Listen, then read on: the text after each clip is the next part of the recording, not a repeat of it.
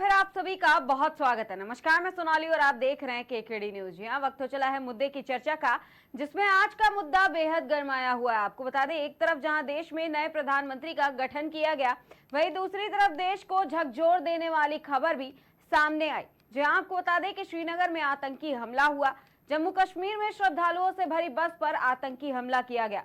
ये भी बता दें कि आतंकियों ने बस चालक को गोली मारी, जिसके बाद बस खाई में जा गिरी। बता दें, इस आतंकी हमले में मरने वालों में ज्यादातर लोग यूपी के रहने वाले बताए जा रहे हैं, जिस पर पूर्व मुख्यमंत्री अखिलेश यादव ने बयान भी दिया। वहीं आपको बता दें कि इस आतंकी हमले में 10 लोगों की मौत हुई है, वहीं 33 से ज्यादा लोग घायल भी बताए जा रहे हैं। वहीं मौके पर पहुंची पुलिस ने खाई में गिरी बस से यात्रियों को रेस्क्यू भी किया।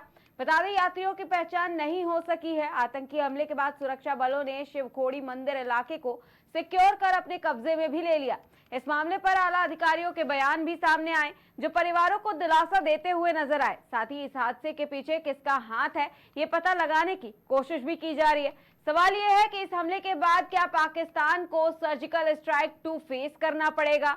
क्या तीसरी बार पीएम बने हैं? और इसी के साथ 2019 में भी, इससे पहले जब एक बार शपथ ग्रहण समारोह होने वाला था, उसके बाद भी ऐसे ही हमला हुआ था, जिसके बाद सर्जिकल स्ट्राइक किया गया। वहीं आपको बता दें कि अगर विपक्ष की बात करें तो विपक्ष ने इस मामले पर राजनीति शुरू कर दी है। इस मामले पर राहुल गांधी, अखिलेश यादव समेत अन्य ने भी सुरक्षा व्यवस्था को लेकर सवाल उठाया। इस मामले पर और अधिक चर्चा के लिए हमारे साथ बीजेपी से विकास पांडे जी जुड़ गए हैं, कांग्रेस से डॉक्टर धर्मेंद्र पांडे जी हैं, वहीं सपा से मयंक जी भी हमारे साथ मौजूद है। आप सभी मेहमानों का हमारे पैनल पर बहुत स्वागत है। सबसे पहला सवाल विकास जी आपसे ही है कि ये जो आतंकी हमला हुआ है, एक तरफ प्रधानमंत्री नरेंद्र मोदी का शपथ ग्रहण समारोह चल रहा था, वहीं दूसरी तरफ श्रद्धालुओं पर इस तरीके का आतंकी हमला, जिसमें 10 श्रद्धालुओं की जान भी चली गई, 33 घायल भी हैं। अब इसकी जिम्मेदारी कौन लेगा? सुरक्षा व्यवस्था को लेकर के भी लगातार सवाल उठ रहे हैं। जी विकास जी, आपको हमारी आवाज आ रही है?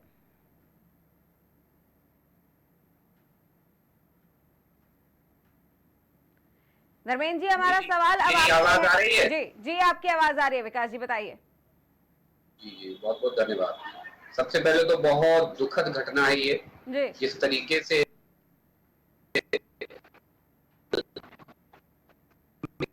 ये दुखद घटना हुई और इसमें 10 लोगों की उन आत्माओं को शांति दे और दुख करने की निश्चित तौर पर और मुझे लगता है केंद्र सरकार भी कल इसका शपथ ग्रहण हुआ है नई सरकार का, और मुझे लगता है कि आज से ही सरकार इस विषय पर संज्ञान लेकर के आगे कार्यवाही टेररिज्म को लेकर के भारतीय जनता पार्टी की बेमन से नीति रही।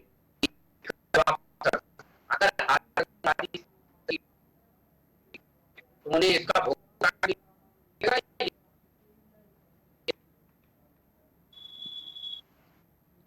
धर्मेंद्र जी, आपसे सवाल करते हैं कि जम्मू कश्मीर में चिंताजनक सुरक्षा हालातों की असली तस्वीर ये जो सामने आई है, इसके बाद से तमाम सवाल उठाए जा रहे हैं। प्रधानमंत्री से भी सवाल किया जा रहा है कि आखिर सारे लोग कहां व्यस्त थे कि इस तरीके की घटना घटित हुई? वो सुरक्षा कर्मी कहां थे जिस सुरक्षा व्यवस्था का लगातार हवाला दिया जाता है? क्या सुरक्षा व्यवस्था में चूक जो है केंद्र सरकार की नाकामी है जी। सरकार को उस धार्मिक जगह पर जहाँ के पूरे देश से लोग जाते हैं, वहाँ उचित व्यवस्था करना चाहिए, उचित संसाधनों की भी व्यवस्था करनी चाहिए। तो थोड़ी प्रसिद्ध स्थान है रियासी जिले का, कटरा से जितने भक्त जाते हैं उसमें से माता जी के दर्शन करने के बाद अधिकांश भक्त शिवखोड़ी जाते हैं। लेकिन वहाँ अगर इस तरह की सुरक्षा व्यवस्था में चूक है, यह पूरी तरह से केंद्र में सत्तारूढ़ सरकार की नाकामी है। इसकी जितनी भी निंदा की जाए वह कम है, और आतंकवादी घटनाओं में जितने भी लोग उसमें इन्वॉल्व है, सभी लोगों की जितनी निंदा की जाए बहुत ही कम है, या बहुत ही घोर निंदनीय कृत्य है। लेकिन पीएम के शपथ लेने के ठीक बाद इतना बड़ा हमला हुआ। अब इससे संदेश क्या जा रहा है? लोग तमाम सवाल उठा रहे हैं कि पीएम शपथ ले रहे थे और ये देश में किस तरीके की सुरक्षा व्यवस्था का इंतजाम किया गया है। देखिए, इसमें पीएम पहले भी वही पीएम थे और शपथ ग्रहण के बाद भी वही पीएम थे। सुरक्षा व्यवस्था उनके जिम्मे थी पहले भी, और सुरक्षा व्यवस्था इस समय भी उन्हीं लोगों के जिम्मे है। तो इस समय कहीं बीच का कोई गुंजाइश का रास्ता नहीं बचता है कि जो इस समय सत्तारूढ़ दल है केंद्र में, वह सभी लोग जिम्मेदार हैं सुरक्षा व्यवस्था में चूक के लिए, क्योंकि विपक्ष के लोग तो वहां जाके व्यवस्था करेंगे नहीं। और यह इस सरकार की नाकामी है कि उतने महत्वपूर्ण स्थान पर जो है सुरक्षा व्यवस्था में इस तरह की चूक हुई है। ठीक है धर्मेंद्र जी, विकास जी जवाब दीजिएगा कि सरकार की लापरवाही है जो सुरक्षा व्यवस्था में इस तरीके की चूक हुई है। इतनी बड़ी घटना घटित हो गई है, वो भी जिस दिन देश में शपथ ग्रहण समारोह हो रहा था, इतने मंत्री एक जगह इकट्ठा थे और शपथ ग्रहण समारोह में शामिल हुए थे। देखिए सोनाली जी, जहां तक है हमारे साथी का इसमें राजनीति नहीं तलाशनी चाहिए, मेरा यही आग्रह है, क्योंकि ये देश की सुरक्षा से जुड़ा मामला है और इस पर एकजुट होकर के हम सबको एक साथ खड़ा होना चाहिए। आपको मैं याद दिला दूं कि सर्जिकल स्ट्राइक पर वो बयान, जब देश की एक जिम्मेदार राजनीतिक दल के बड़े नेता ने जब ये बयान दिया, सर्जिकल स्ट्राइक पर प्रश्न चिन्ह लगाया, तो पाकिस्तान ने उसका आधार बनाकर के यूएन में भारत के ऊपर हमलावर हुआ, यूएन में उस विषय को उठाया। यार ये पूरा देश देख रहा है। विपक्ष होने का मतलब ये नहीं है कि हर बात के लिए आप सरकार को दोष दे दें, हर बात के लिए आप सरकार के साथ भी खड़ा होना विपक्ष का काम होता है।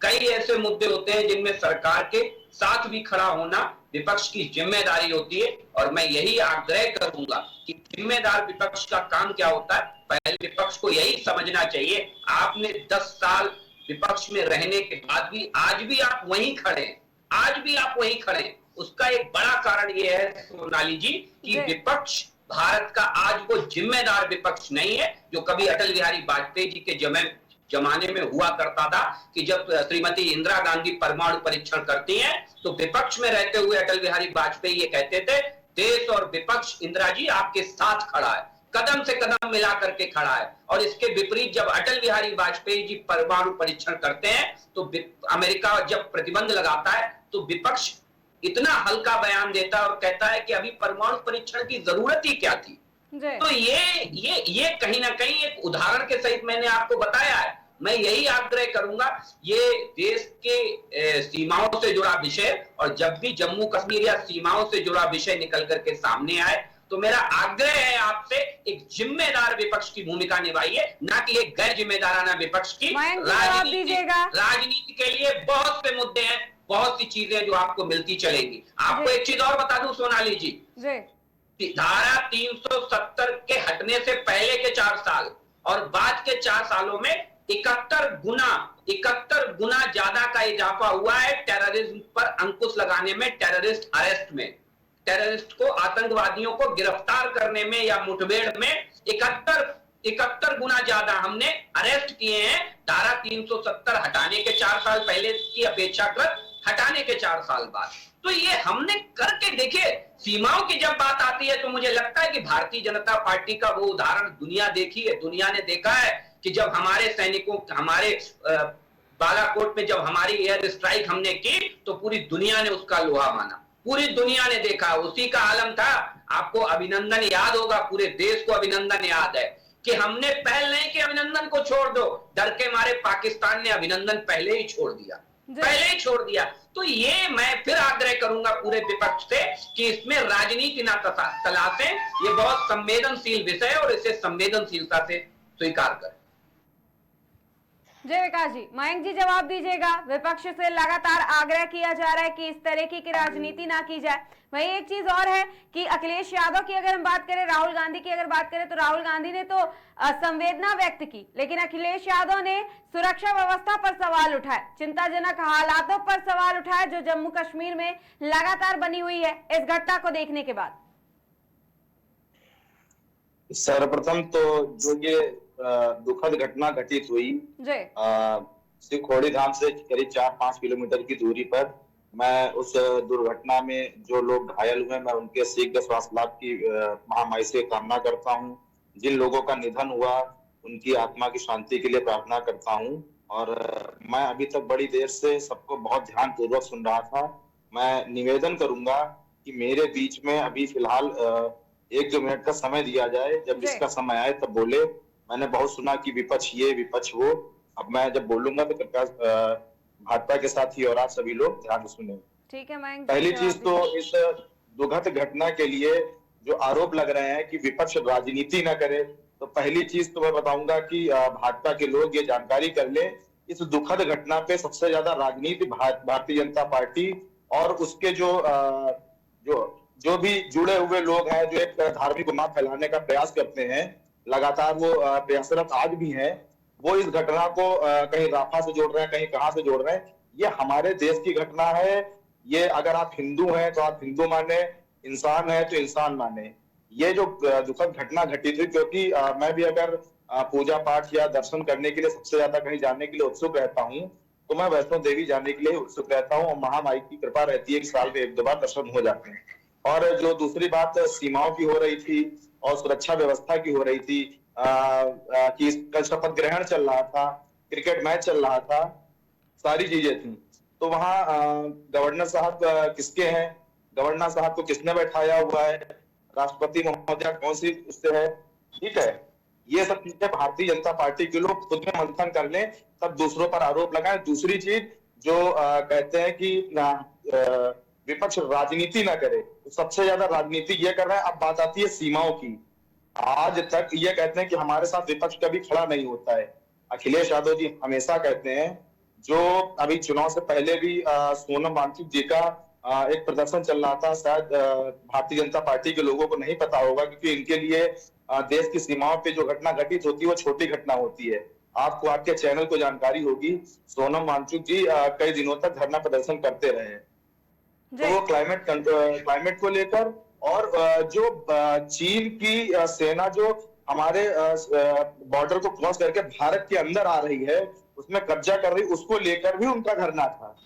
और उस पर जब चीन की बात आती है तो भारतीय जनता पार्टी और जो हमारी निवर्तमान सरकार थी, वो लोग एकदम चुप हो जाते थे।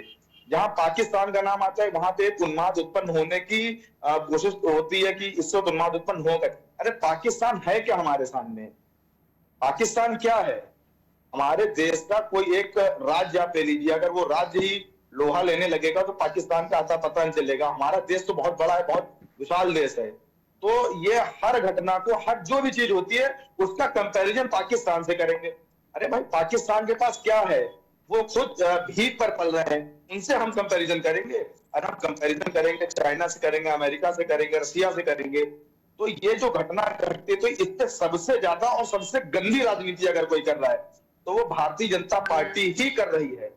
पुलवामा हमले के समय भी, अभी चुनाव के दौरान मैं जब कई आप जैसे कई चैनलों को मैं सुन रहा था, तो उसपे जो भी राजनीतिक विश्लेषक बैठते थे, तो उसमें से अधिकतर लोग यही कहते थे कि 2019 और 24 में यह फर्क है कि 2019 के चुनाव में पुलवामा जैसी घटना हुई, उस घटना की वजह से भारतीय जनता पार्टी को भर भर के वोट मिला। इस बार ऐसी कोई घटना नहीं हुई जो इस बार इनको वोट नहीं मिला। खैर ये तो एक राजनीतिक बात हो गई। मयंक जी, अब क्या फायदा है? अब अगर ये आरोप लगाया जा रहा है, क्योंकि कई कमेंट्स हमने देखे जिसमें यही कहा जा रहा है कि भारतीय जनता पार्टी ने इससे पहले ऐसा कुछ नहीं किया, अब किया है, कहीं ना कहीं ये कंट्रोवर्सी क्रिएट करने की कोशिश की गई। इस तरीके की घटना को घटित होने के बाद भी कहीं ना कहीं भारतीय जनता पार्टी को ही फायदा होने वाला है। अब क्या फायदा है? आपने भी ये सवाल उठा दिया। मैं ये नहीं कह रहा कि इसमें कोई फायदा होने वाला है।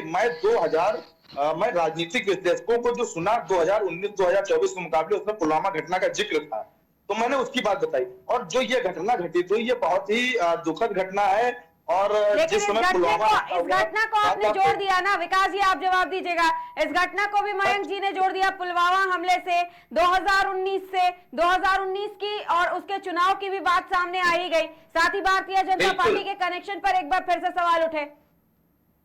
सोनाली जी, मैंने उदाहरण के सहित आपको बताया कि जब इंदिरा जी ने परमाणु परीक्षण किया तो देश के विपक्ष में अटल बिहारी वाजपेयी जैसा जिम्मेदार विपक्ष था और उसने देश के साथ खड़ा होना पसंद किया, ना कि उस पर प्रश्न चिन्ह उठाया। और जबकि जब अटल बिहारी वाजपेयी जी पोखरण में परमाणु परीक्षण करते हैं तो अमेरिका उस पर प्रतिबंध लगाता है, तो देश का विपक्ष गैर जिम्मेदाराना हो जाता है और उस परमाणु परीक्षण पर ही सवाल उठा देता है, ना कि सरकार के साथ और देश के साथ खड़े होने की अपेक्षाकृत वो उस पर प्रश्न चिन्ह उठाता है। ये पूरा देश जानता और समझता है। हमारे मयंक भाई आप उस चीज को जस्टिफाई कर रहे हैं, मैं मान लेता हूं कि थोड़ी देर के लिए आपके नेता ने बयान दिया और आपका काम है उसे डिफेंड करना, लेकिन कहीं ना कहीं हमारी आपकी जिम्मेदारी देश के प्रति भी है। आप कह रहे हैं पाकिस्तान हमारे आगे है ही क्या? अरे यही तो हम कह रहे हैं कि पाकिस्तान की औकात ही क्या है हमारे आगे। लेकिन आप लोगों को तो पूरे चुनाव में एक डर बैठा था पूरे देश के अंदर। किसने कहा था सोनाली जी कि पाकिस्तान के पास परमाणु है? जरा संभल के रहना चाहिए भारत को। इस तरीके की भाषा का इस्तेमाल कौन पार्टी कर रही थी, ये भी मयंक जी से पूछ लीजिएगा। कौन पाकिस्तान को लेकर के एक हवा पैदा करने की कोशिश कर रहा था, वही आज कह रहे हैं कि पाकिस्तान कुछ नहीं है। चुनाव खत्म हो गया तो पाकिस्तान कुछ नहीं हो रह गया, और जब वोट लेने थे एक वर्ग विशेष के तो कह रहे थे पाकिस्तान के पास परमाणु हथियार है। परमाणु हथियार है साहब, पाकिस्तान बहुत जैसे ताकतवर हो, हमारे पास तो परमाणु हथियार है ही नहीं, हमारे हथियार रखने के लिए है।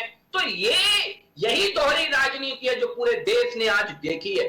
सोनाली जी आज आप इस स्थिति को देख लीजिए कि आज क्या स्थितियां हैं कि आज जब देश के सैनिकों पर अत्याचार होता है या हमारे पड़ोसी देश हमलावर होता है, आतंकवादी साजिश रचता है, तो सर्जिकल स्ट्राइक होती है। ये घटना हमारे समय की नहीं है कि जब पाकिस्तान के सैनिक आकर के हमारी चौकी पर आकर के हमारे सैनिकों के सर काट ले जाते थे। तब किसकी सरकार में ये होता था? क्यों मौन बैठी रहती थी वो सरकार? ये बुनियादी फर्क है आज इस देश के अंदर। जो आप सीना ठोक करके चुनाव की बात अलग हो मयंक भाई कि चुनाव में लाभ लेना था, आपको एक वर्ग विशेष का वोट लेना था, इसलिए आपने कह दिया कि पाकिस्तान के पास परमाणु बम है। हाय राम, भारत के पास तो ऐसा लग रहा है कि सुतली बम भी ना हो, जो पटाखे नहीं हम लोग छुड़ाते हैं दीपावली में सोनाली जी, वो भी ना हो, सीको बोलते हैं उसे, वो भी ना हो। इतना डर दिखाया, और बस दिखाने वाला कौन? गजब हो कि कोई विरोधी देश का दिखाए तो समझ में आए। हमारे देश के अंदर बैठे हुए लोग डर दिखा रहे थे, और वो लोग आज जाकर के सोनम वांगचुक का उदाहरण देते हैं। अरे भाई, सोनम जी ने तो लद्दाख के ऊपर चिन्ह उठाया था, वो ग्लोबल वार्मिंग को लेकर के बहुत अपना प्रदर्शन कर रहे थे, यह भी हमारे साथी ने भी कहा। लेकिन इसी उत्तर प्रदेश के अंदर कब्जा जमा करके बैठ गए थे लोग, कब्जा जमा करके, और बड़ी बड़ी सैकड़ों एकड़ भूमि पर अपने अवैध आश्रम बना लिए थे इसी उत्तर प्रदेश के अंदर। मगर उन पर एक गोली छोड़िए, आंसू गैस का गोला भी नहीं छोड़ा गया, और निहत्थे राम भक्तों पर गोलियों पे गोलियां बरसा दी गई, गोलियों पे गोलियां बरसा दी गई। ये दोहरी नीति, मेरा कहने का मतलब ये है सोनाली जी, ये दोहरी नीति ही विपक्ष के लिए पुनः विपक्ष में बैठने का कारण बनी है। और मैं फिर कहता हूं आपको, यही स्थिति अगर रही तो विपक्ष के प्रति जो भी संवेदनाएं इस देश में बची हैं वो भी खत्म हो जाएंगी। मयंक जी जवाब दीजिए, आप बहुत देर से कुछ कहना चाह रहे हैं। नहीं, मैं कोई जवाब देने का वैसा कोई पूछा नहीं। मैं एक चीज पूछना चाहूंगा, जो ये नाम बता रहे हैं कि परमाणु बम है, ये किस नेता, समाजवादी नेता ने कहा था? दूसरी चीज, चाइना को इंडी गठबंधन मेरे भाई तो बोलेंगे आप विपक्ष में बैठे हैं, मैं विपक्ष की बात कर रहा हूं, मैंने भी नहीं कहा समाजवादी नेता ने। अब यहाँ दिक्कत ये है, देखिए सोनाली जी, अब जैसे ही चुनाव खत्म हो गया तो सपा अलग हो जाएगी, आम आदमी पार्टी अलग हो जाएगी, कांग्रेस अलग हो जाएगी। अब पूरे 5 साल आपको यही देखने को मिलेगा, और जैसे ही चुनाव आ जाएगा वैसे ही कोई और नाम रख लेंगे गठबंधन का, और फिर उस गठबंधन में सब शामिल। ठीक है, अरे उस विपक्ष के नेता का नाम बता दीजिए भाई, डर क्यों रहे हैं? अरे भाई ये आप बताइए ना, किसने कहा था या नहीं कहा था? पहले ये बताइए, कहा था या नहीं कहा था? नहीं कहा, विपक्ष के नेता ने नहीं कहा, मैं फिर कह रहा हूं, तभी तो मैं आपसे जानना चाहता हूं किसने कहा, बताइए। विपक्ष के नेता ने नहीं कहा, याद बताइए ना किसने कहा, नाम बताइए, मैं बताऊंगा, मैं जवाब दूंगा। मयंक जी, धर्मेंद्र जी भी कुछ कहना चाहते हैं, धर्मेंद्र जी की बात सुन ले। नहीं, मैं देखिए एक बात पूछिए, एक आरोप लगाया है, वो अगर इनके पास उसका सबूत है तो ये बताएं। मैं कह रहा हूं उस व्यक्ति का नाम बताएं जिसने कहा था कि पाकिस्तान के पास परमाणु बम है। बाकी चाइना पर जवाब मोदी जी नहीं दे पाए तो इनसे मुझे कोई अपेक्षा नहीं है। ये जवाब दे पाएंगे। ये नहीं नहीं बता भाई साहब, पाएंगे। आपके भी नेहरू चाचा ने नहीं दे पाए थे, ठीक है ना, आपके भी नहीं दे पाए थे, और तमाम हजारों एकड़ जमीन दे दी थी। आप तो कह रहे थे कि चाइना के लोग मरे ही नहीं है, भारत के सैनिक मरे हैं। और जब चाइना के ही मंत्री ने अपने ही देश की संसद में ये कहा कि हमारी कैजुअलिटी ज्यादा हुई, हमारे लोग भी मरे हैं, तब जाकर के पूरे विपक्ष को आईना दिखा दिया, खुद ही उन्हीं के यहाँ के अमेरिकी संसद में ये बयान आया था कि चाइना को ज्यादा कैजुअलिटीज हुई है। ये हमने नहीं कहा था, अमेरिका की संसद में अमेरिकी सांसद ने ये कहा था। आपकी बातें कोई ऐसी नहीं है कि जिनका जवाब दिया जाए। आपकी बातें सिर्फ वही है जो मनगढ़ंत है या जो वर्षा मैं आपसे पूछना चाह रहा हूँ। ये मनगढ़ंत है कि अमेरिका की रिपोर्ट्स का हवाला देते हुए नहीं कहा था, अमेरिकी संसद में ये नहीं कहा गया था कि चाइना को ज्यादा कैजुअलिटी हुई है। मैं आप ही के सवाल का जवाब दे रहा हूं ना। खुद चाइना ने ये माना था, चाइना ने इस पर खंडन नहीं किया था, चाइना ने स्वीकार किया था। अब वही दिक्कत है, विपक्ष का तो एक ही फंडा है, खाता ना वही जो हम कहते वही सही मान लो। कहना चाहता हूँ भाई उस नेता का नाम आप बता दीजिए जिसने कहा था कि पाकिस्तान के पास परमाणु बम है। आप क्यों डर रहे हैं? नहीं बता पा रहे, आपके अंदर डर है क्योंकि आप फंस गए, क्योंकि आपने गलत आरोप लगाया था। अरे भाई आप ही बता दीजिए, अगर नहीं कहा तो कहिए हाँ नहीं कहा, कहिए हाँ नहीं कहा, और अगर पता है तो आप ही बता दीजिए। आप ही बता दीजिए, गोल गोल घुमाएंगे तो मैं भी गोल गोल घुमाऊंगा। अरे तो आप बता दीजिए ना, मैं तो सीधे सीधे नकार हूं। विपक्ष के किसी नेता ने नहीं कहा। अगर आपके पास रिकॉर्ड हो तो आप दे दीजिए। मैं रिकॉर्ड भेज दूंगा सोनाली जी, मैं आपको रिकॉर्ड भेज दूंगा, और दोबारा इनसे कहिएगा कि जैसे एक बार इन्होंने और कहा था मैंग जी ने, मैंने उस पर इन्हें वीडियो सुना दिया था। तमाम दर्शक देख रहे हैं, आप क्यों भाग रहे हो सवालों से? ये अब मैं अपना सवाल नहीं कर रहा हूं, मैं आप ही के सवाल का जवाब दे रहा हूं। मैं उसका नाम पूछना चाह रहा हूं, भाई वो विपक्ष का नेता कौन है? अगर हमारे समाजवादी पार्टी में है, कांग्रेस में है, या किसी भी गठबंधन दल में है, तो हम लोग उस पर कार्रवाई करने के लिए बोलेंगे। लेकिन फिलहाल तो ऐसा अरे भाई, विपक्ष का मतलब विपक्ष होता है, विपक्ष का मतलब गठबंधन नहीं होता है। विपक्ष का मतलब जो भारतीय जनता पार्टी के सामने अपोजिशन खड़ा है। हम विपक्ष की बात जब करते हैं तो विपक्ष में कई ऐसे दल हैं जो आपके इंडी गठबंधन में नहीं थे, लेकिन वो भाजपा के भी साथ नहीं थे, जैसे बहुजन समाज पार्टी। आप क्या है ना, आपके पास जवाब नहीं बचा, इसलिए आप गोल घुमा रहे हैं जलेबी की तरह। यही दिक्कत है सोनाली जी, कहिए कि थोड़ा तैयारी करके आया करें, क्योंकि मुद्दे तो हैं लेकिन जवाब नहीं है आपके पास। विकास जी, अगर नाम की ही बात हो रही है, नाम की ही चर्चा करनी है, तो हम नाम बता देते हैं। मयंक जी और विकास जी, हम नाम बता देते हैं विपक्ष के। फारूक अब्दुल्ला ने बयान दिया था, और वो भी नाम फारूक अब्दुल्ला ने बयान दिया था, मनीशंकर अय्यर ने बयान दिया था, हम बता दे रहे हैं। वो भी बताएं इस पूरे देश को। मयंक जी, जब नाम जानने का शौक है तो बताना चाहिए, और वो भी बताना चाहिए कि सोनम वांगचुक इन्हें दिखाई देते हैं, लेकिन जो लखनऊ में बैठकर एक आईपीएस अधिकारी, वरिष्ठ आईपीएस अधिकारी आमरण अनशन पे बैठा रहा, जिससे श्रद्धेय मुलायम सिंह यादव जी ने कहा जूतों से मारेंगे, जूतों से, उस आईपीएस अफसर का भी नाम पूछ लीजिएगा जरा इनसे, क्योंकि इन्हें नाम पूछने का बहुत शौक है। ठीक है, एक मौका पहले धर्मेंद्र जी को हम देते हैं, उसके बाद इन नामों पर चर्चा की जाएगी। मयंक जी उसके बाद जवाब दीजिएगा, लेकिन पहले धर्मेंद्र जी, आप कुछ कहना चाह रहे बहुत देर से। हाँ, हम कहना यही चाह रहे हैं कि भारतीय जनता पार्टी जब बात आती है राष्ट्रवाद की, बात आती है देश के सीमा सुरक्षा की, तो यह विषय बस बदलने का काम ये लोग बड़ी ईमानदारी से करते हैं।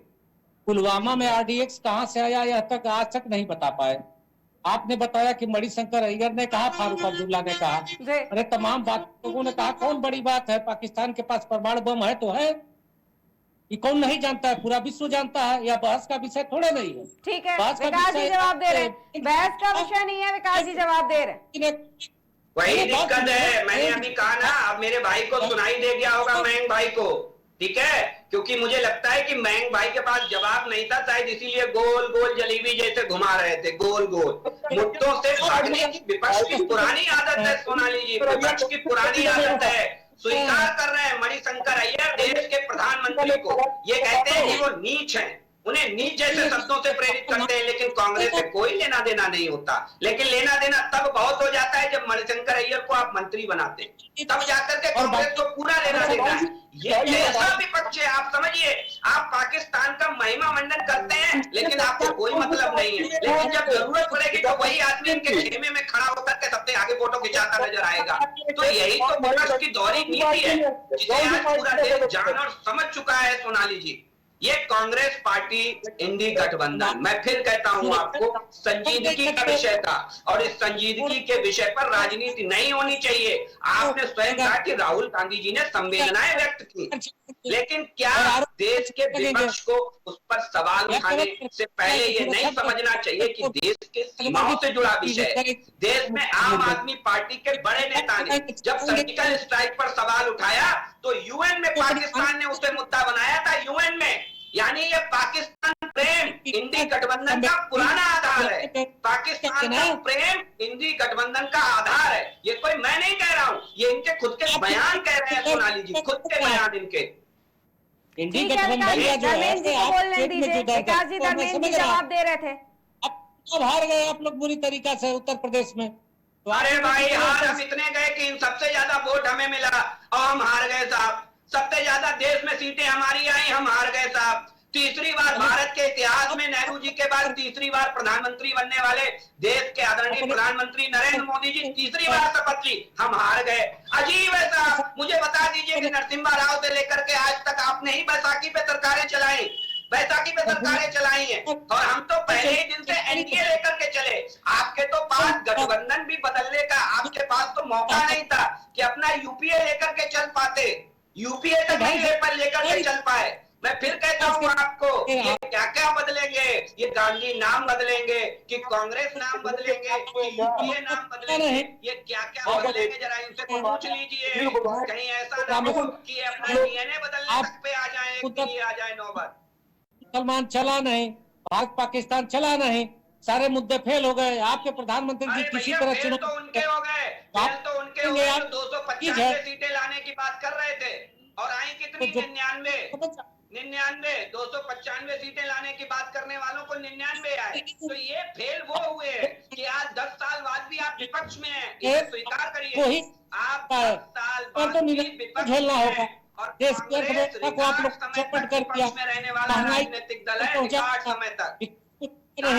जनता ने आपको दिया तो आपको भूल के जाएंगे पाकिस्तान, भारत पाकिस्तान दुनिया करेंगे।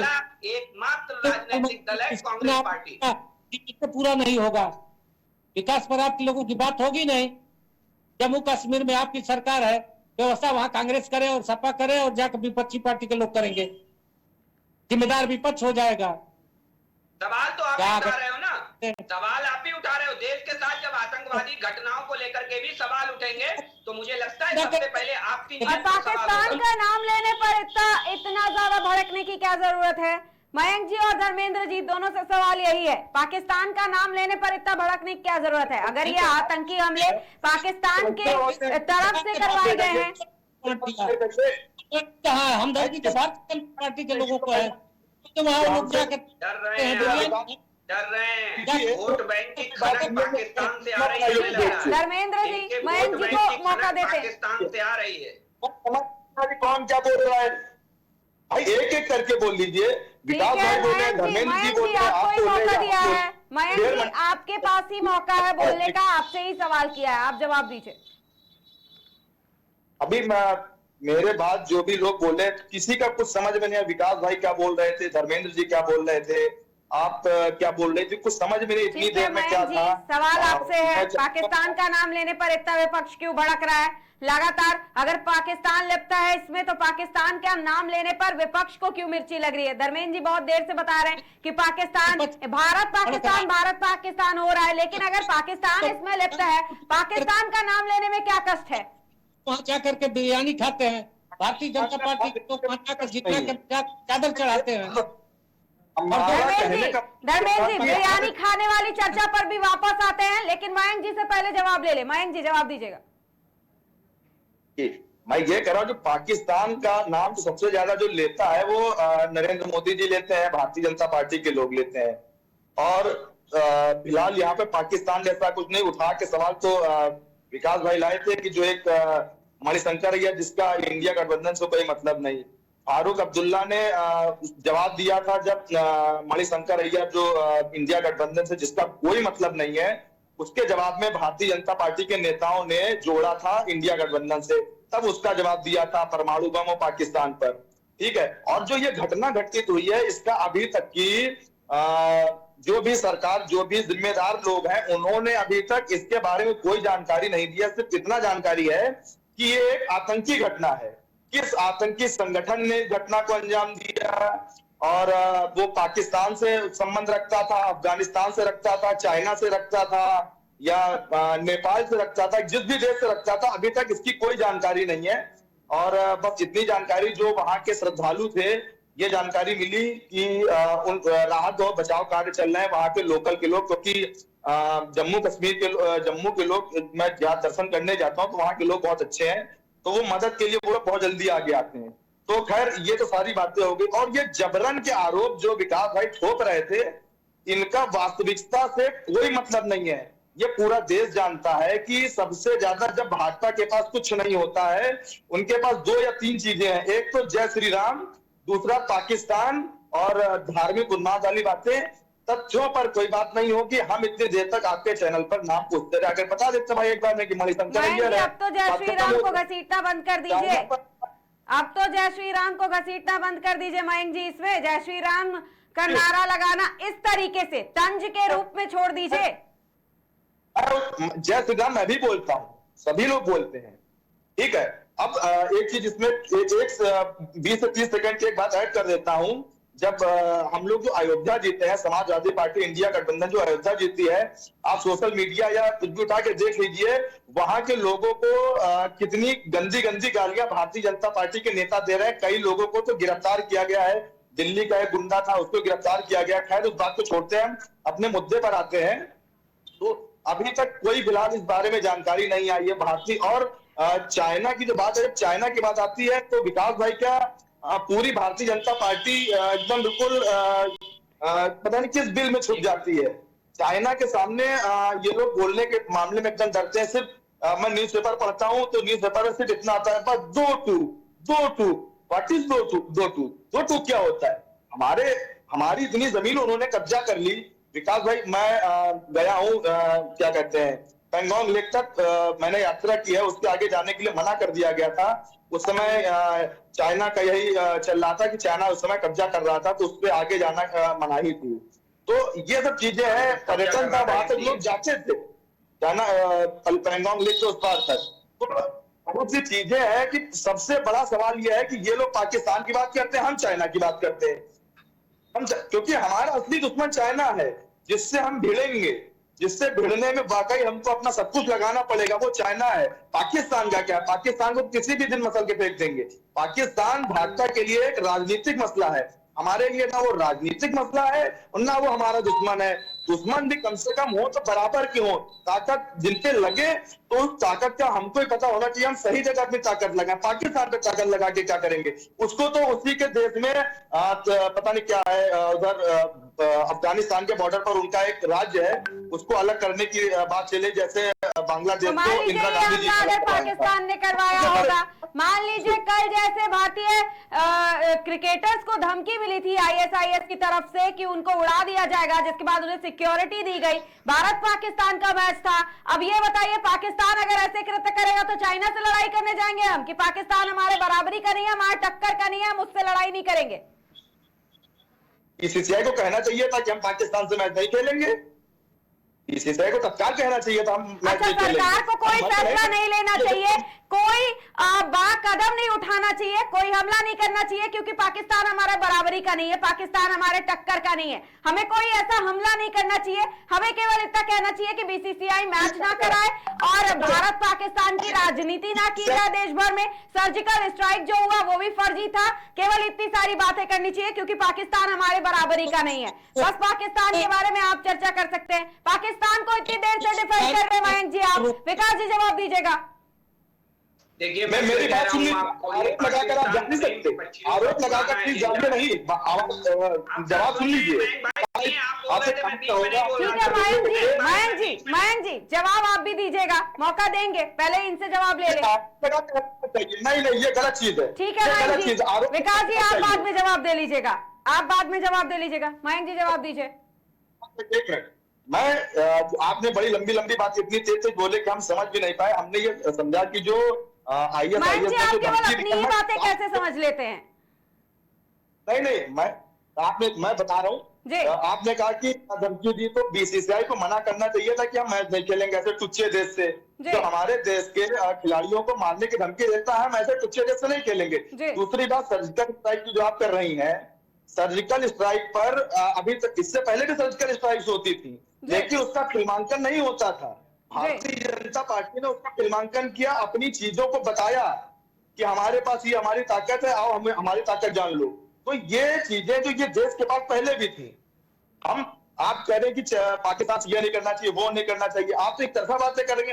पाकिस्तान में फिर कह रहा हूं, जब आप पहले की अगर हम बात बता दें मयंक जी, आपने जवाब दे लिया ना, पहले की अगर हमें चर्चा करनी है तो पहले की चर्चा मैं कर लेती हूँ। पहले क्या होता था, फुटबॉल खेला जाता था सैनिकों के खोपड़ी के साथ, सर के साथ अगर बात कर ले तो, और अब क्या होता है, अभिनंदन वापस चले आते हैं।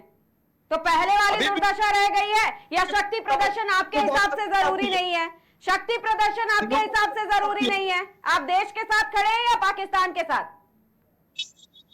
अब तो जवाब ले ले, अब तो जवाब ले ले, विकास जी जवाब दीजिएगा। अगर कंपेयर करने की ही बात आ रही है, कंपैरिजन की ही बात आती है, तो फिर बताइए।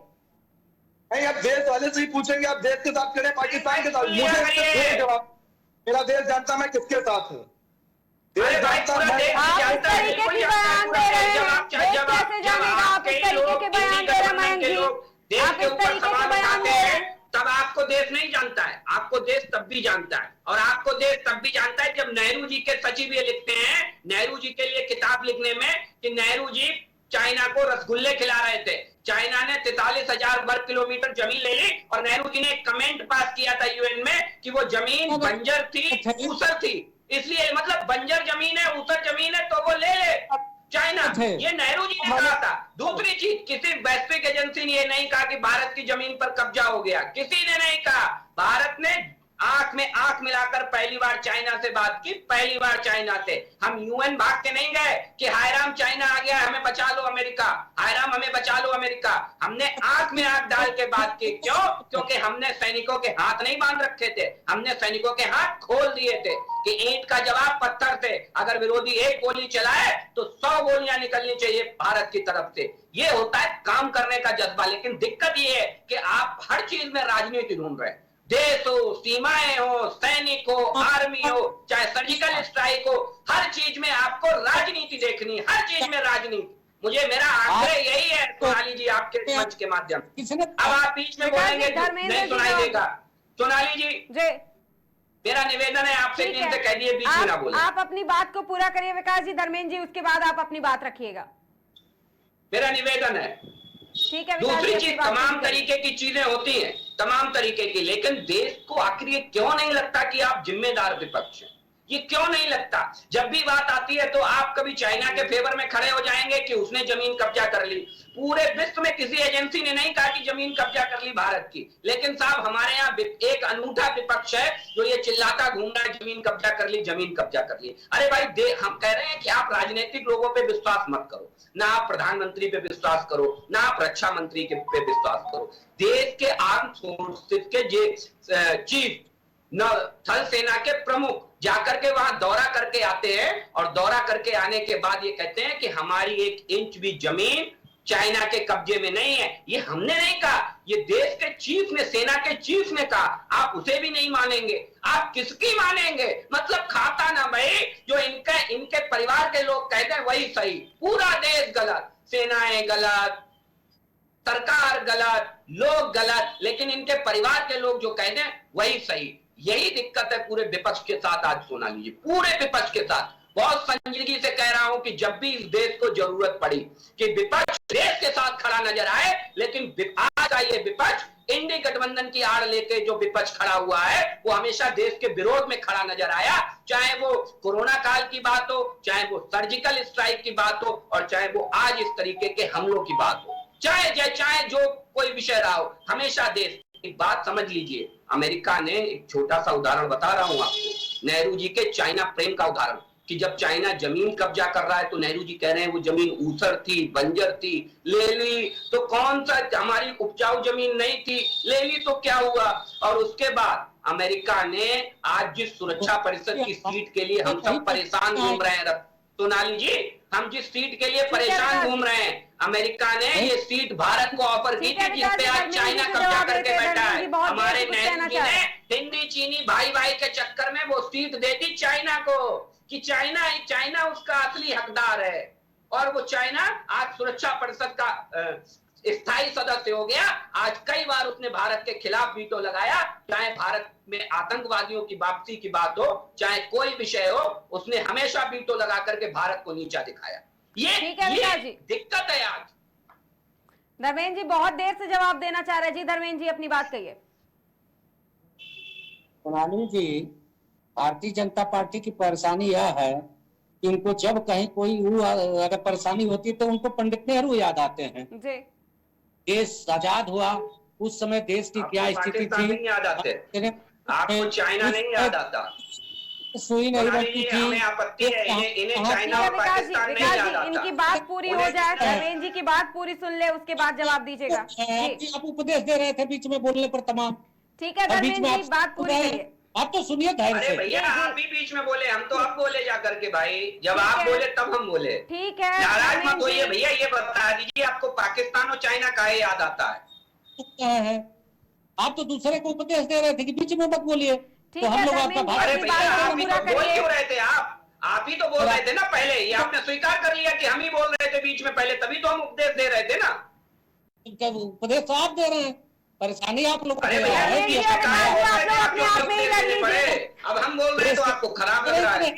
आपको पंडित नेहरू याद आएंगे, आपको अगला यह कह दिया, चाइना याद आएगा, गठबंधन का लोगों ने वह कह दिया, और आप सरकार में केवल बैठे हैं केवल दूध मलाई खाने के लिए, आपको कुछ करना थोड़ा नहीं है। अपोजिशन करेगा जो इसके पहले सत्ता में था। नहीं, आप ही गए थे वहाँ सर्जिकल स्ट्राइक करने, आपने काहे नहीं निर्णय ले लिया था जब भारत के सैनिकों के सर कट रहे थे? क्यों नहीं करवा दिया था सर्जिकल स्ट्राइक आपने? अगर हम मलाई खा रहे होते तो सर्जिकल स्ट्राइक नहीं कराते, हम लीपा पोती कर रहे होते पाकिस्तान की तरह, कांग्रेस पार्टी की तरह हम लीपा पोती कर रहे होते। कहाँ से लाते हैं? पुलवामा में RDX कहाँ से अब तक मालूम नहीं हुआ, और पूरे पुलवामा पर चुनाव जीत गए। यही बातें आप कर रहे हो, लेकिन सर्जिकल स्ट्राइक नहीं हुई, ये भी आप ही ने कहा था। कह रहे हैं कि कांग्रेस सेना पर राजनीति करती है, इंडी गठबंधन सेना पर राजनीति करती है। अरे भाई साहब, ये हमने थोड़े ना कहा मेरे भाई, ये भी भूल गए, मतलब सब भूल जाएंगे, अपना किया सब भूल जाएंगे। खिलाने से थोड़ा नहीं हो जाएगा, आपके कहने से थोड़ा नहीं हो जाएगा। पाकिस्तान को सबक सिखाने का अगर कार्य किया, सही बात, मेरे कहने से नहीं हो जाएगा तो आपके कहने से हो जाएगा, आपके कहने से हो जाएगा ना। आप बताइए, आपके नेता ने नहीं कहा, सोनाली जी ने कंफर्म करिए पहले तो इन्हें कंफर्म करिए, इनके नेता ने कहा कि नहीं कहा, जब उन्हें पता ही नहीं है कि उन्हें बोलना क्या है। नहीं दे पाए। ठीक है धर्मेंद्र जी और विकास जी, आप अपनी बातों को एक एक करके रखिए, एक एक करके रखिए। ठीक है धर्मेंद्र जी, आप अपनी बात को पूरा करिए। देखिए, बात आज हो रही है सुरक्षा व्यवस्था की। आप चर्चा शुरू की है जम्मू कश्मीर के सुरक्षा व्यवस्था से। इस समय वहां केंद्र शासित राज्य है, वहां सरकार में आज केंद्र में भारतीय जनता पार्टी की सरकार है। विपक्ष चाह के भी वहां क्या कर सकता है? भाई हम तो दुख ही व्यक्त कर सकते हैं। हमारे उत्तर प्रदेश के ज्यादा से ज्यादा लोग उसमें हताहत हुए हैं, ज्यादा से ज्यादा लोग घायल हुए हैं। हम उनके शीघ्र स्वस्थ होने की कामना करते हैं। मृतक परिवार के प्रति मेरी सांत्वना है। लेकिन इन लोगों को क्या दिखाई दे रहा है कि विपक्ष ने यह कह दिया, अरे भैया हमने तो यही कहा ना कि सुरक्षा व्यवस्था थोड़ा सुदृढ़ होना चाहिए, मजबूत होना चाहिए। अगर सुरक्षा व्यवस्था में चूक नहीं है तो क्या है? सुरक्षा व्यवस्था मजबूत है तो हमला हो गया। अब तक आतंकवादी नहीं पकड़े गए। वहां जो लोग घायल हुए हैं, जिनकी मौत हो गई है, वहां जो लोकल के लोग हैं उन लोगों के द्वारा ही तो मालूम हुआ कि 2 लोग आए और गोली चला के चले गए। कहाँ के लोग हैं, या तो सुरक्षा व्यवस्था में जो लगे हैं लोग, उनको आप तक मालूम नहीं हुआ। मालूम करना चाहिए। पूरे इलाके को सेना ने घेर लिया है, आखिर कहाँ लोग चले गए। उस इलाके में मैं भी कई बार यात्रा में गया हूँ। बड़ा दुरूह इलाका है, दुर्गम इलाका है। वहां आप इधर उधर कहीं भाग ही नहीं सकते हैं। आप कहीं से भागेंगे पकड़े जाएंगे। अगर सुरक्षा व्यवस्था टाइट होता तो लोग तो तुरंत वही पकड़ लिए गए होते। ठीक है तो इस बात धर्मेंद्र पर जी, तो इसका आप जवाब भी ले करेंगे लेते हैं। ये आखिरी सवाल है, विकास जी जवाब दीजिएगा कि अभी तक कोई पकड़ा क्यों नहीं गया। अगर सुरक्षा व्यवस्था में चूक नहीं हुई है, इतने कड़े इंतजाम किए गए हैं सुरक्षा व्यवस्था के, तो अभी तक कोई पकड़ा क्यों नहीं गया? इसकी जिम्मेदारी कौन लेगी? देखिए, मैं फिर कहता हूं आपको, भारतीय जनता पार्टी विशुद्ध रूप से हम देश की सीमाओं को लेकर के, देश की सेनाओं को लेकर के बहुत संजीदगी से पेश आने वाले राजनीतिक दल। हम राजनीतिक मुद्दों को देश के अंदर हल करने में विश्वास रखते हैं। जब बात आती है देश की सीमाओं की, देश के सैनिकों की, तब हम एक राष्ट्र के नाते होकर के खड़े होने में विश्वास रखते हैं। हम कुछ भी कर लें, देश में जो आतंकवादियों ने जो दुस्साहस करने का प्रयास किया है रत्न सोनाली जी, हम उसका ईंट का जवाब पत्थर से देंगे। ये उदाहरण है इस देश में। इतिहास में आप जाएंगे तो आपको मिलेगा कि हम देश में आतंकवादी घटनाओं पर ये नहीं कहते कि पाकिस्तान के पास भी परमाणु हथियार हैं, हाय धीरे से बात करिए, डायलॉग से हल होगा, बातचीत करते रहिए, हमारे सैनिक मारे जाएं, हमारे आम आदमी मारे जाएं, लेकिन बातचीत करते रहिए, हमला मत करिएगा, पाकिस्तान को आंखें मत दिखाइएगा। ये हम नहीं कहने वाले हैं। ये कौन कहता था? ये पूरा देश जानता है। आज पाकिस्तान की आंख में आंख डाल करके हम बात करेंगे और इसका भी जवाब आपको देखने को मिलेगा सोनाली जी। जब भाग रहे हैं और बात करेंगे केवल घुमा घुमा के, कोई मतलब है इसका? अरे बताइए ना, और क्या कहें, बताइए भाई साहब, आप बताइए ना। वो बातें आप कर रहे हैं जब सर्जिकल, जब आपके सैनिकों के सर काट ले जाते थे तब कैसे बयान आते थे कि पाकिस्तान से हम कड़ाई से पेश आएंगे, और वो कड़ाई कहाँ जाती थी ये भी पूछ लीजिए। आपके ही मंत्री विजिट करते थे पाकिस्तान का, तो अब सरकार कैसे पेश आएगी विकास जी? पाकिस्तान में जाकर के देश की बुराई करते थे। विकास जी, अब सरकार कैसे पेश आएगी? अभी तक कोई पकड़ा नहीं गया है। क्या 2.0 हो सकता है, सर्जिकल स्ट्राइक 2.0? देखिए, मैं फिर कहता हूं आपको, हमें सर्जिकल स्ट्राइक 2.0 की बात हो चाहे 3.0 की बात हो, जब आतंकवादियों से निपटने की बात आएगी तो हम कोई समझौता करने वाले नहीं है। सर्जिकल स्ट्राइक, एयर स्ट्राइक इस बात का जीता जागता उदाहरण है। पाकिस्तान और पाकिस्तान परस्त आतंकवादी ये समझ लें, हम अपने देश में कांग्रेस से लड़ेंगे, सपा से लड़ेंगे, लेकिन वो लोग ये कान खोल करके सुन लें, भारतीय जनता पार्टी की सरकार है, हम उनसे मिलकर के लड़ेंगे। आतंकवादियों की हैसियत नहीं है जो भारत को नीचा दिखा सके। संसद पर हमले से लेकर के और देखिए राजनीति, ये चरित्र आपको समझ में आ जाएगा। जी, विपक्ष के साथ मिलकर के लड़ाई लड़ने की बात कही गई है। अब इसमें संसद की नहीं, विपक्ष नहीं लड़ेगा ना, विपक्ष पाकिस्तान के साथ लड़ेगा मिलकर लड़ाई लड़ने की बात कही गई। पाकिस्तान के साथ लड़ेगा। विपक्ष कभी पाकिस्तान के साथ नहीं रहेगा। अरे भाई, आप ही तो कह रहे थे पाकिस्तान के, आप ही के लोग कह रहे भाई, हम थोड़े ना कह रहे हैं। आप ही कह रहे हो, हम तो कह रहे हैं हम विपक्ष के साथ मिलकर के लड़ेंगे आतंकवाद से, और आप कह रहे हो पाकिस्तान और विपक्ष। आतंकवाद से आज तक आप ही तो लड़े नहीं। देश आज तक जो आतंकवाद से सुरक्षित रहा वह सरकार कांग्रेस की थी। सुरक्षित रहा आतंकवाद से। बंबई में आकर के सैकड़ों लोग मार दिए थे आतंकवादियों ने, और आप 8 करोड़ रुपए की बिरयानी खिला गए थे आतंकवादियों को। बातें कर रहे हैं यहाँ आकर के बड़ी बड़ी, यहाँ आकर के आतंकवादियों की मौत पर आंसू बहाने वाले नेता आपकी पार्टी में हैं। आपको बात करने पहले अपने गिरबान में झांकना चाहिए। हम नहीं चाहते कि इसे किसी भी प्रकार से राजनीतिक मुद्दा बने, मैं नहीं चाहता हूं, वरना इतने विषय हैं कि कांग्रेस पार्टी को जवाब देते नहीं बनेगा आतंकवाद के ऊपर। नहीं, आप लोग तो कोई काम करेंगे तो पूरा ढिढोरा पीट के करेंगे, और उससे ज्यादा काम कांग्रेस ने किया, लेकिन सेना को कभी राजनीति का हिस्सा नहीं बनाया। मैंने बता तो दिया, 8 करोड़ रुपए की बिरयानी खिला दी थी आपने कसाब को, 8 करोड़ की बिरयानी खिला दी थी कसाब को, आपने ज्यादा ही किया। हम कब कह रहे हैं, समझे? अफजल हमजा जिन्ना है, कातिल तुम्हारे जिन्ना है। सुप्रीम कोर्ट को कातिल बताने वाले और उनकी मौत पे आंसू बहाने वाले बटला हाउस पे कौन था भाई, कौन था? पूछ लीजिए जरा पूरे कांग्रेस पार्टी से, हिम्मत हो तो बता दीजिए। बात करते हैं। ठीक है, आप लोग मुद्दे से भटक गए विकास जी और धर्मेंद्र जी। ना ही संसद के सुरक्षा चूक की बात हो रही है विकास जी और धर्मेंद्र जी। विकास जी और धर्मेंद्र जी, संसद सुरक्षा चूक की भी बात नहीं हो रही है। मुंबई में जो हमला हुआ उसकी भी बात नहीं हो रही है। अभी जो जम्मू कश्मीर में हमला हुआ है बात उसकी हो रही है। विपक्ष किसके साथ खड़ा है इसकी बात हो रही है, क्योंकि भारतीय जनता पार्टी की अगर बात करें तो वो लगातार यही कह रहे कि विपक्ष के साथ हम मिलकर के इस लड़ाई को लड़ेंगे। आप कह रहे विपक्ष साथ में नहीं है, तो ये सवाल जवाब ऐसे ही करते रहेंगे आप लोग। देश में इतना बड़ा आतंकी हमला हुआ, 10 लोगों की जान चली गई, 33 लोग घायल भी हैं, इस पर भी राजनीति हो रही है। इस पर तो कम से कम राजनीति में विराम लगा दीजिए, उन लोगों के प्रति थोड़ा सा तो संवेदना रखिए। कांग्रेस की पूरी संवेदना है, इंडिया गठबंधन की पूरी संवेदना है। उस संवेदना के साथ उस मामले का वर्कआउट करना भी जरूरी है, और वर्कआउट करने का काम जो सत्तारूढ़ दल है उसको करना है।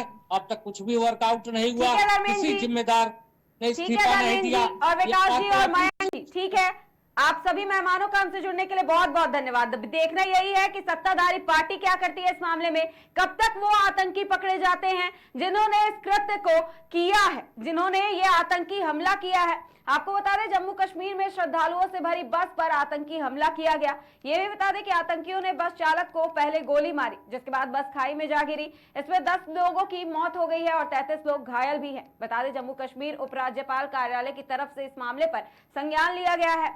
रियासी आतंकी हमले में शहीद तीर्थयात्रियों के परिजनों को 10 लाख रुपए की अनुग्रह राशि दी जाएगी। साथ ही घायलों को 50,000 रुपए भी दिए जाएंगे। घायल तीर्थयात्रियों का इलाज जम्मू और रियासी के विभिन्न अस्पतालों में किया जा रहा है। बता दें इस मामले पर राहुल गांधी ने बयान दिया, ट्वीट भी किया। आपको बता दें उन्होंने कहा कि जम्मू कश्मीर के रियासी जिले में शिव खोड़ी मंदिर से तीर्थयात्रियों को ले जा रही बस पर हुआ कायरतापूर्ण आतंकी हमला अत्यंत दुखद है। यह शर्मनाक घटना जम्मू कश्मीर के चिंताजनक सुरक्षा हालातों की असली तस्वीर भी बता रही है। मैं सभी शोक संपन्न परिजनों को अपनी गहरी संवेदना व्यक्त करता हूं और घायलों के जल्द से जल्द ठीक होने की आशा भी करता हूं। वही आतंक के विरुद्ध पूरा देश एकजुट होकर के खड़ा है, राहुल गांधी ने यह भी कहा। इसी के साथ सीएम योगी आदित्यनाथ ने भी संवेदना व्यक्त की। उन्होंने कहा कि जम्मू कश्मीर में तीर्थयात्रियों की बस पर हुआ कायराना हमला अत्यंत दुखद है। मेरी ओर से दिवंगत पुण्य आत्माओं को विनम्र श्रद्धांजलि। मेरी संवेदनाएं शोक संपन्न परिजनों के साथ है। वहीं प्रभु श्री राम से प्रार्थना है कि दिवंगत पुण्य आत्माओं को अपने चरणों में, अपने श्री चरणों में स्थान दे और सभी घायलों को शीघ्र स्वस्थ होने की प्रार्थना भी की है। इसी क्रम में राजनीति को गर्म करने वाला बयान भी अखिलेश यादव का सामने आया, जिसमें उन्होंने कहा कि देश में राजनीतिक रूप से अति संवेदनशील दिन है। सुरक्षा प्रबंधक की लापरवाही की वजह से हुए आतंकी हमले में 10 लोग मारे जाने की खबर बेहद दुखद है और घोर निंदनीय भी है। ये राजनीति में चल रही हलचल की बात है, लेकिन सवाल ये है कि क्या पाकिस्तान पर, जिसका भले ही खुलकर नाम सामने नहीं आ रहा है, उसके और आतंक के खिलाफ सर्जिकल स्ट्राइक दोबारा से किया जा सकता है? क्या कुछ कार्रवाई की जा सकती है? ये आतंकी हमले करने वाले आतंकी कब तक पकड़े जाएंगे? इस मामले में और क्या कुछ अपडेट आती है, इस पर नजर बनी रहेगी। फिलहाल के लिए नमस्कार, देखते रहिए केकेडी न्यूज।